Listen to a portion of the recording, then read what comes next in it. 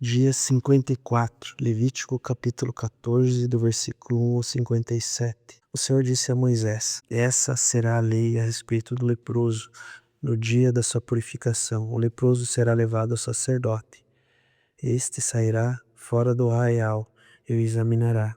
Se a praga da lepra estiver curada, o sacerdote mandará trazer para aquele que se houve de purificar 2 aves vivas e puras, madeira de cedro, pano escarlate e isopo.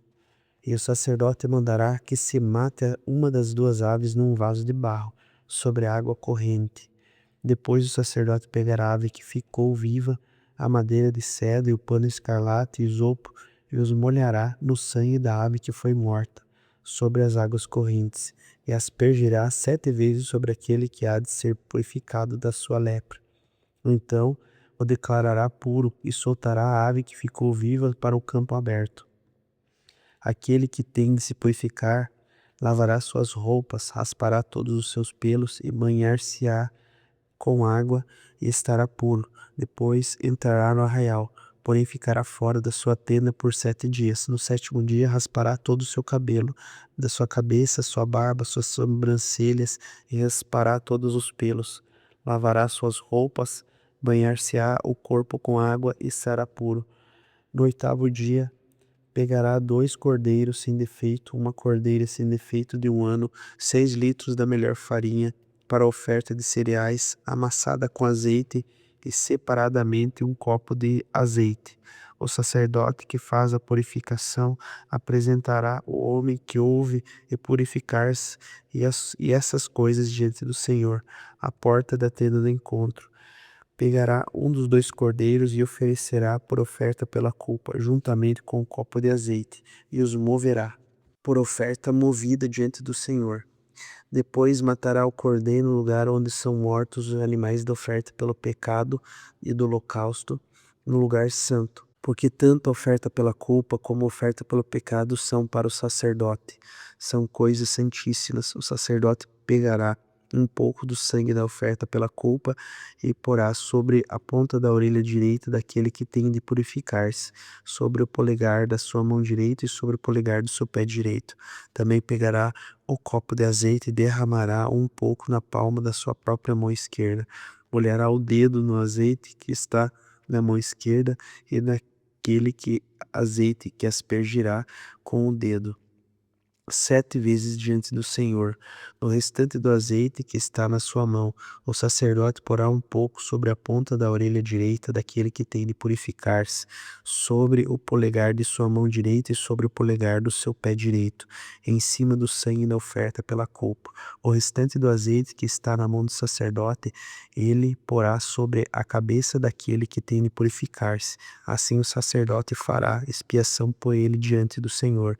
Então o sacerdote fará oferta pelo pecado e fará expiação por aquele que tem de purificar-se da sua impureza. Depois matará o animal do holocausto e oferecerá com oferta de cereais sobre o altar. Assim o sacerdote fará expiação pelo homem e este ficará puro. Se for pobre e as suas posses não lhe permitirem trazer tanto, pegará um cordeiro para oferta pela culpa como oferta movida, para fazer expiação por ele, e 2 litros da melhor farinha amassada com azeite, para a oferta de cereais, 1 copo de azeite e 2 rolinhas ou 2 pombinhos segundo as suas posses, dos quais um será para oferta pelo pecado e outro para o holocausto. No 8º dia da sua purificação, trará isso ao sacerdote, à porta da tenda do encontro diante do Senhor. O sacerdote pegará o cordeiro da oferta pela culpa e o copo de azeite e as ofertas e moverá por oferta movida diante do Senhor. Então o sacerdote matará o cordeiro da oferta pela culpa e pegará um pouco do sangue da oferta pela culpa e o porá sobre a ponta da orelha direita daquele que tem de purificar-se, sobre o polegar de sua mão direita e sobre o polegar do seu pé direito. Derramará um pouco de azeite na palma da sua própria mão esquerda e com o dedo direito aspergirá o azeite que está na sua mão esquerda 7 vezes diante do Senhor.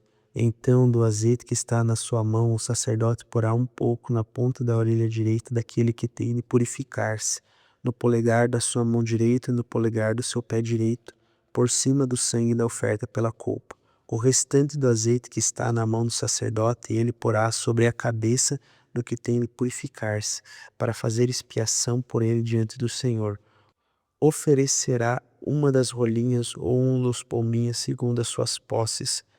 Será para a sua oferta pelo pecado e o outro para o holocausto, além da oferta de cereais, e assim o sacerdote fará expiação por aquele que tem de purificar-se diante do Senhor. Essa é a lei a respeito daquele que tem essa praga de lepra, cuja as posses não lhe permitirem o que é preciso para a sua purificação. O Senhor disse a Arão e a Moisés: quando vocês entrarem na terra de Canaã, que eu lhes dei por herança, e eu enviar a praga do mofo e alguma casa da terra que vocês passaram a possuir, o dono da casa fará saber ao sacerdote, dizendo: parece-me que existe algo como uma praga em minha casa.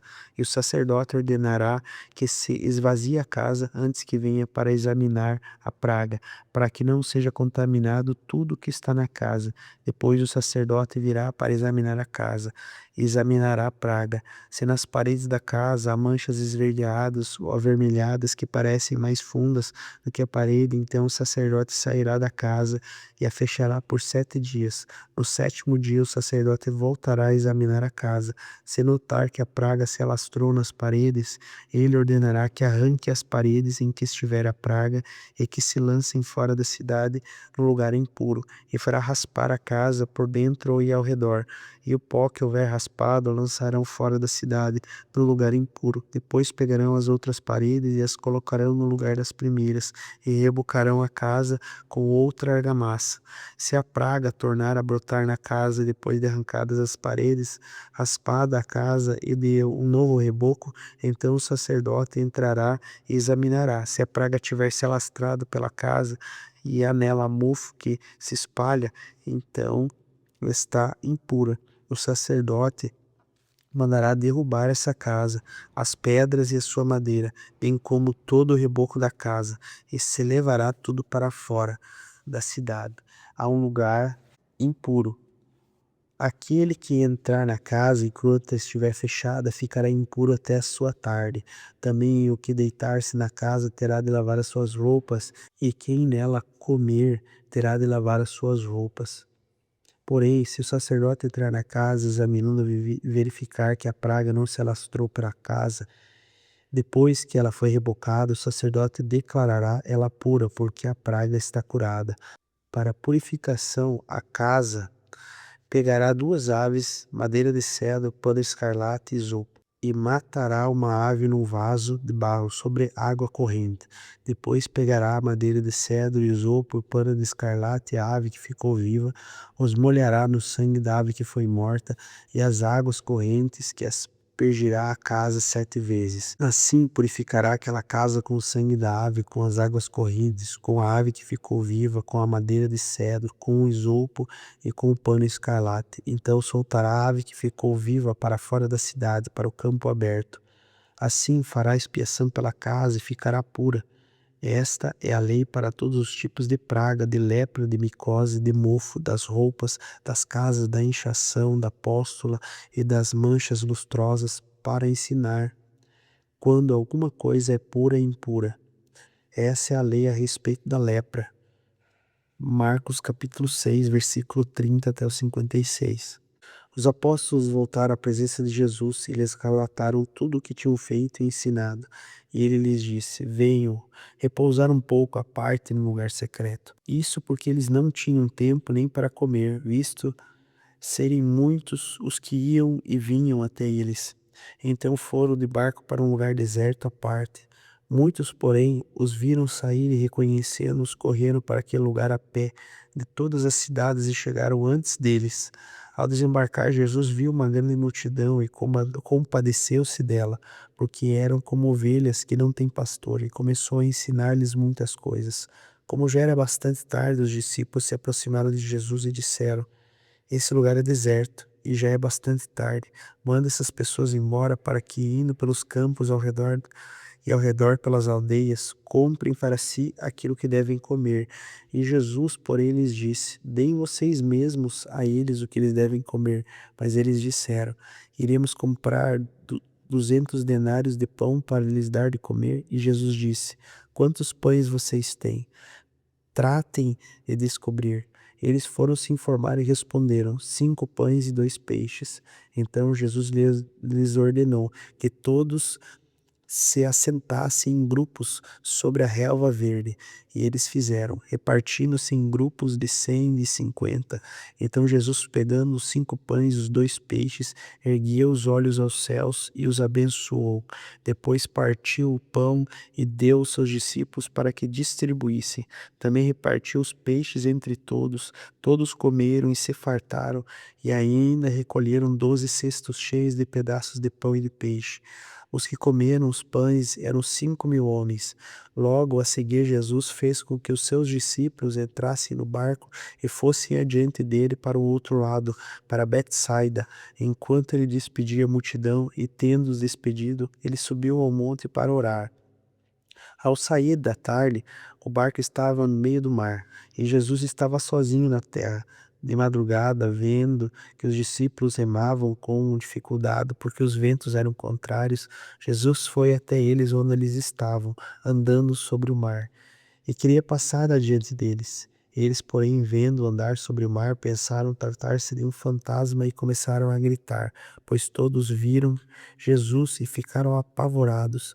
Mas Jesus imediatamente falou com eles e disse: Coragem, sou eu, não tenham medo. Então subiu no barco para estar com eles, e o vento cessou. Ficaram totalmente perplexos porque não haviam compreendido o milagre dos pães, pois o coração deles estava endurecido. Estando já no outro lado, chegaram à terra de Genezaré, onde atracaram. Saindo eles do barco, o povo logo reconheceu Jesus, e eles, percorrendo toda aquela região, começaram a trazer os leitos e os enfermos e os levaram para onde ouviam que ele estava. Onde quer que ele entrasse, nas aldeias das cidades ou campos, punham enfermos das praças, pedindo-lhe que deixasse tocar ao menos a borda da sua roupa, e todos que tocavam nela ficavam curados. Salmos, capítulo 40, do versículo 1 ao 10. Esperei com paciência pelo Senhor, e ele se inclinou para mim e ouviu quando clamei por socorro.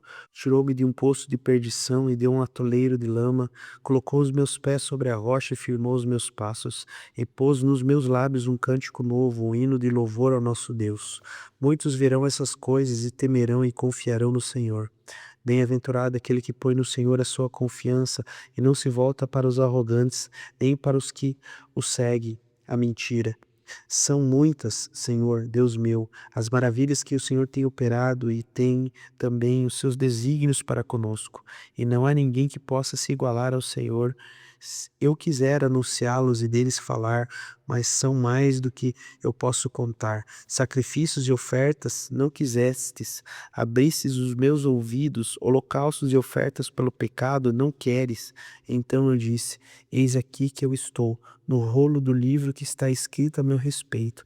Agrada-me fazer a tua vontade, ó Deus meu, a tua lei está dentro do meu coração.